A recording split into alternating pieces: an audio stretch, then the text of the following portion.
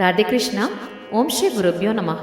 శ్రీమన్నారాయణీయం దశకం నంబర్ 94 తత్వజ్ఞాన ఉత్పత్తి. ట్యూన్ సాంద్ర.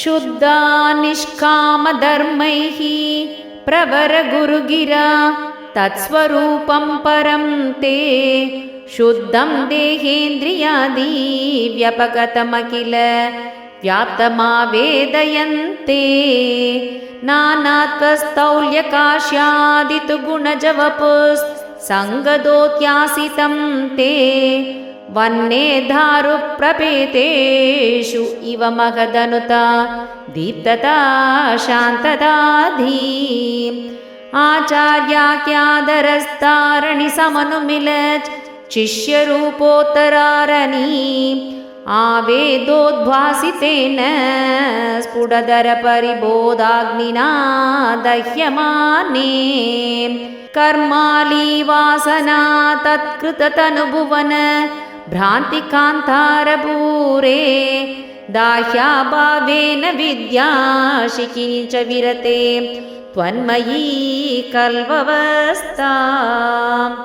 ఏవం తత్ప్రాప్తితోన్యో నహి ఖలు నిఖిల క్లేశహానేరుపాయః నైకాంతాద్యంతికాస్తే కృషివదగత షాఢ్గుణ్య షట్కర్మయోగాః దుర్వైకల్యైరకల్యా అభినిగమపతాస్ తత్ఫలాన్యభ్యవాప్తాః మత్తాస్త్వాం విస్మరంతః ప్రసజతి బతనే యాంత్యనందాత్ విషాదాన్ త్వల్లోకాదన్యలోకః క్వనుపయరహితో యత్పరాతద్వయాంతే త్వద్భీతः సత్యలోకేऽపి న సుఖవసతే పద్మభూః పద్మనాభ.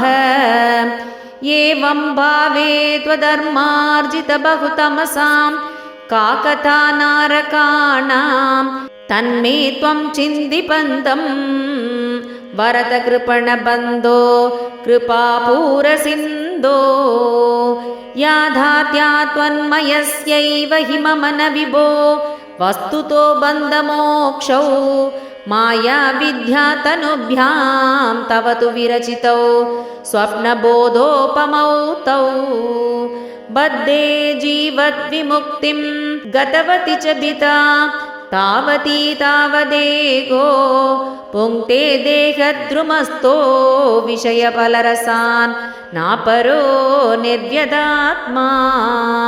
జీవన్ముక్తత్వం ఏవం విదమితి వచసా కిం ఫలం దూరదూరే తన్నామా శుద్ధబుద్ధేర్ న చ లఘుమనసస్ శోధనం భక్తితోన్యత్ తన్మే విష్ణో కృషీష్టాస్ త్వయి కృత సకల ప్రార్పణం భక్తిభారం येन स्यामंशु किञ्चित् गुरुवचनमिलत् त्वत्प्रबोधस्त्वदात्मा शप्तब्रह्मण्यपीह प्रियदितमनसस्त्वां न जानन्ति केचित् कष्टं वन्द्यश्रमास्ते चिरतरमिह गां बिप्रते निष्प्रसूतिं यस्यां विश्वाभिरामाः सकलमलहरा दिव्यलीलावताराः सच्चित्सान्द्रं च रूपं तव न निगदितं तां न वाचं प्रियासं यो यावान् यादृशो वा त्वमिति किमपि नैवावगच्छामि भूमन् एवं चानन्यभावस्त्वदनुभजनम् एवात्रिये चैत्यवैरिन् त्वल्लिङ्गानां त्वदङ्घ्री प्रियजनसतसां दर्शनस्पर्शनादिः भूयान्मे त्वत्प्रपूजा नदिनुतिगुणकर्माणु कीर्त्याधरोऽपि यद्यल्लभ्येद तत्तत् तव समुपहृतं देवदासोऽस्मि तेऽहं त्वद्गेहोन्मार्जनाढ्यं भवतु मम मुहुः कर्म निर्मायमेव सूर्याग्नि ब्राह्मणात्मादिषु लसित चतुर्बाहुम् आराधये त्वां त्वत्प्रेमार्द्रध्वरूपो